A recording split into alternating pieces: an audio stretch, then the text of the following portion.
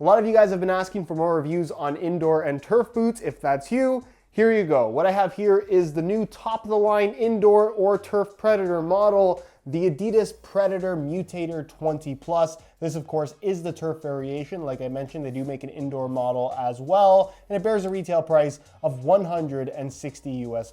Now, aside from being significantly less expensive than the actual football boot variations of the new Pred, $275 for the 20 Plus, $225 for the 20.1, you'll have noticed that this is kind of a combination of the two, plus a little bit taken from the Predator 19 Plus that this new generation replaces. It's a weird boot, a little bit of a Frankenstein, and I want to cover all the details in terms of what Adidas has actually done here in today's video. So if you want to learn more about these, including how they fit and feel on feet, ultimately determining whether or not these are even worth the $160 price tag, please stick around, watch the entire review. And if you're interested in some of these for yourself, either the turf or indoor variations, I'll leave a little pop-up on screen, or you can click the first link down below. That's gonna take you to the review page on my website where you'll find buy it now links with exclusive SR4U coupon codes to pick these up below their normal $160 retail price. Now, despite being a plus model where you would normally get a fancy box, some extras like a string bag or a shoehorn, all you get with these is a regular Adidas box and nothing else. It's the Predator 20 plus nothing. As for the boots themselves, you'll have noticed that this is a weird combination of elements from all the new Predators. It has the look of the 20.1, which a lot of people have argued is a lot less cool looking than the 20 Plus,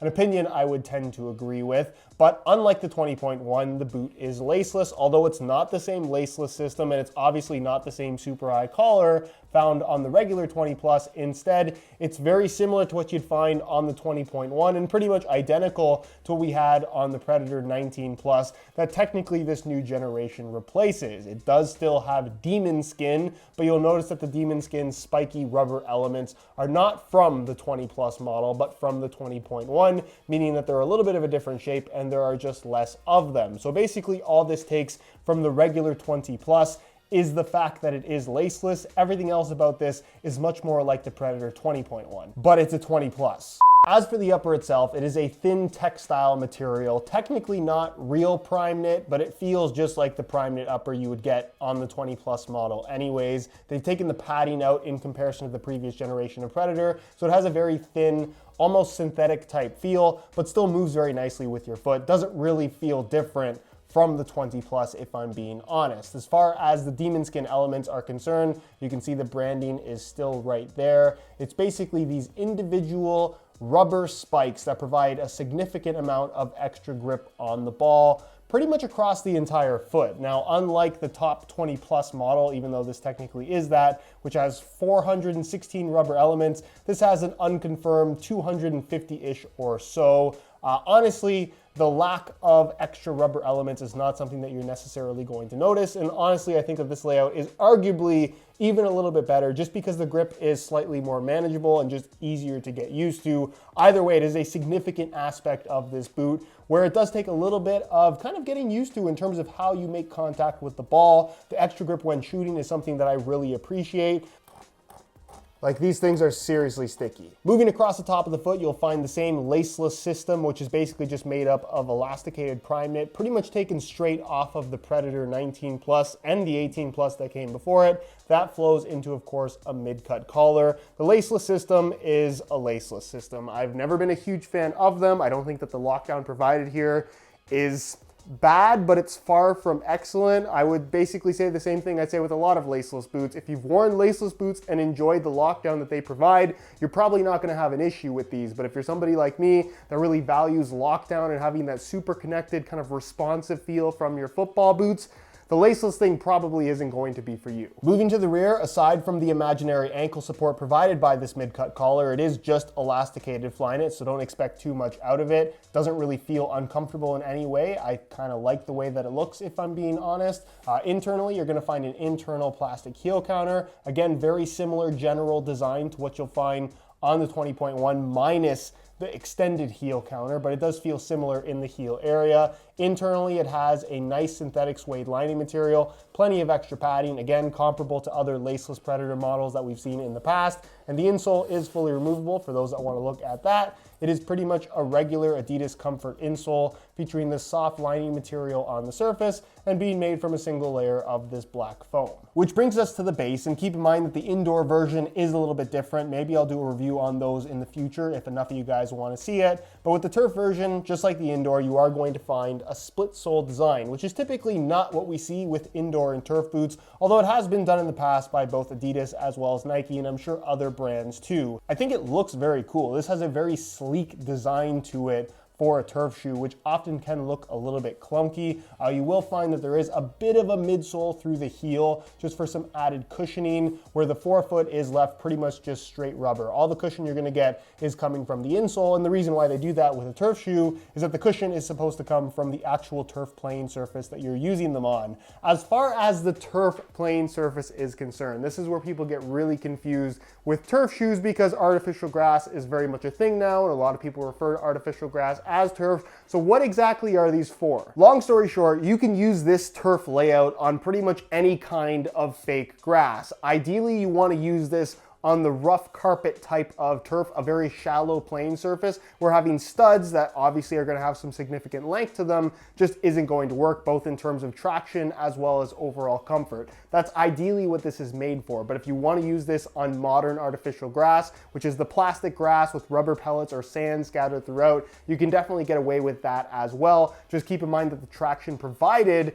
while it'll be okay, it won't be as aggressive or at least as significant as what you would get from something that has an AG specific or an FG stud pattern that a lot of people wear on artificial grass. As for the turf traction pattern itself, obviously it's made entirely out of solid rubber, and you'll notice that it's not exactly the traditional rubber nubs scattered across the bottom. Instead, you have this kind of diamond shaped design that actually replicates what you find in the demon skin striking elements on the upper. So that as a whole is a pretty cool tie-in as far as design is concerned. I think it gives the boot a very premium vibe about it. But as far as actual traction is concerned on turf, I've said this about a lot of AG stud patterns as well. I don't think there's a huge difference going from one to the next. They all perform very similarly. As long as you have these relatively low profile rubber nubs kind of digging into the artificial grass or artificial turf surface, you're going to have pretty adequate traction. It's on par with pretty much every other turf shoe that I've worn in that regard. And like a lot of other turf shoes, there is really good flexibility through the forefoot, mainly because the only structure to this is the actual rubber outsole itself. With this split sole design, I do find that the midfoot is maybe a little bit stiffer than it should be, but again, that's more of a personal preference thing rather than a good or bad aspect of this design. But what about the weight? Well, they're similar to other turf shoes that are out there, and you have to keep in mind with turf shoes that there is a significant amount of rubber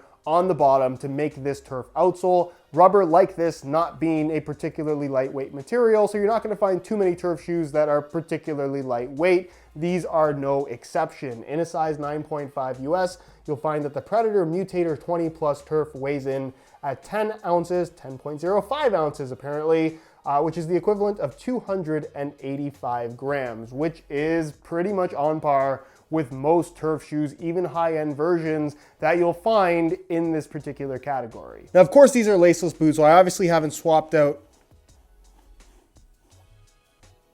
Laceless boots are effectively just socks where the top of the foot is extra stretchy, so it means that you can get your foot in and out of the boot relatively easy, which is not great when it comes to lockdown, but it is very convenient when it comes to not having to tie your shoes. As far as putting them on is concerned, I like to use both thumbs like this, kind of stretch the opening a little bit, slide my foot in sideways, then use my back thumb as a support so I don't crush the internal heel counter.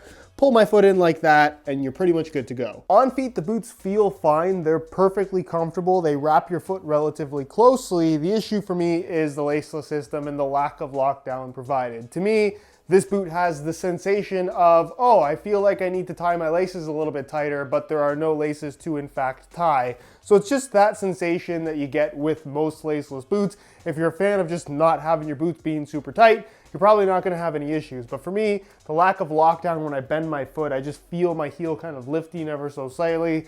It's just not my cup of tea. I would strongly recommend, if you are planning on getting these, to invest in a decent pair of grip socks. I think they're gonna go a long way in terms of not necessarily fixing all of the issues, but making them maybe a little bit less noticeable. Either way, lockdown is not the strongest aspect of these, but the upper feels good. Again, they took all the padding out for this new generation of Predator, despite it still being a knitted upper. So it has a very thin, it's still flexible, but more of a synthetic feel rather than a soft sock-like sensation that like a lot of people might expect from these. Also, it's a little bit more tapered through the midfoot area, so if it's a little bit more snug, but as a whole, the boots fit really nicely and are relatively comfortable on feet. As far as width is concerned, I think they're going to be suitable for most foot types, even though it does come a little bit tighter through the midfoot because there's so much stretch to the laceless system. I see these fitting most people quite well. And as far as the sizing is concerned, I'm wearing these in my usual size 9.5 US, and the fit and the length is perfect. So if you're looking to order some for yourself, I would strongly recommend going true to size in order to achieve the best possible fit. So in conclusion, I have mixed opinions on these. I think it looks really cool. I love the new Predator concept with the demon skin rubber elements. The added grip that it provides on the ball is undeniable, and they truly do feel different because of that in comparison to any other football boots you can buy right now. I will also say that the price point being $160, which is not cheap, but a lot less money than the actual top-end football boots in the Predator line, makes this a pretty decent value if you just want to try the new top-end variation of the Predator in this kind of Frankenstein form factor. As far as what I dislike about it, the fact that it's laceless, I know it's something that Adidas is really trying to push, but I feel like it holds back the overall performance of this boot when it comes to objective lockdown characteristics. It just would have been better with a lacing system, which I know is something that I've talked about on this channel countless times already. Maybe we'll get a lace version in the future, but I highly doubt that. If you're a fan of the laceless thing though, I don't see you being unhappy with this particular product. Anyways guys, that's it for my review. Hopefully you enjoyed the video. If you did, be sure to support it with a like. Again, if you're interested in some of these for yourself, either the turf